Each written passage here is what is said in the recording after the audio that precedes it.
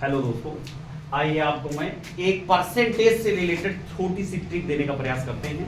जैसे कभी क्वेश्चन आ जाता है, ज्यादातर एग्जाम में पूछा जाता है ए अनुपात बी अनुपात सी बराबर 4:5:6 दे दिया जाए। आपसे कहा जाए यदि ए में मान लेते हैं 20% या इसमें 10% या इसमें 20% या इसमें 30% का इंक्रीमेंट अर्थात बढ़ोतरी कर दी जाए तो इसका नया रेशियो क्या होगा या नया अनुपात क्या होगा।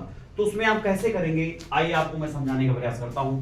जब भी ऐसा क्वेश्चन आ जाए तो आप क्या करेंगे, सब में जितने अनुपात दिए गए हैं उनमें सब में एक अपनी तरफ से जीरो बढ़ा देना है। क्या बढ़ा देना है? अपनी तरफ से जीरो बढ़ा देना है।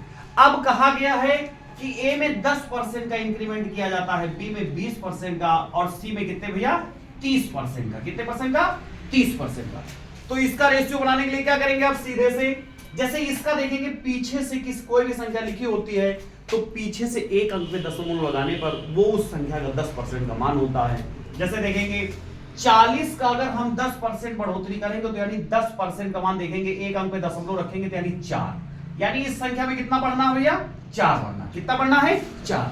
अभी अगर आप 50 में देखेंगे 20% का इंक्रीमेंट करेंगे तो पीछे से एक अंक पे जब दशमलव लगाएंगे तो ये 10% का मान होगा और इसी को जस्ट 2 गुना कर देंगे तो ये 20% की वैल्यू होगी। अर्थात इसका अगर हम 20% में वृद्धि करेंगे तो इसमें कितना 20% का वृद्धि करेंगे तो कितने की वृद्धि हो जाएगी भैया?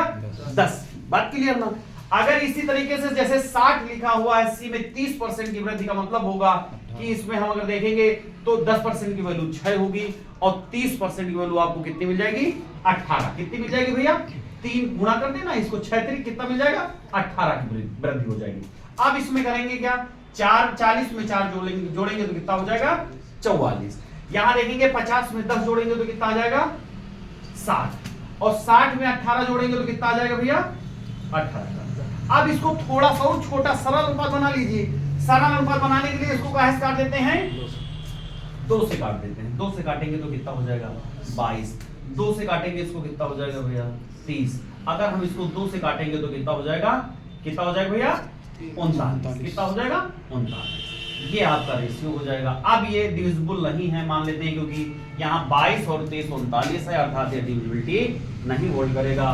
तो ए अनुपात बी अनुपात और सी का यह नया रेशियो आ जाएगा जिसमें आपसे कहा गया होगा क्वेश्चन 10, 20 और 30% की क्रमशः वृद्धि करने पर नया रेशियो क्या होगा। तो आप इसको ऐसे करेंगे।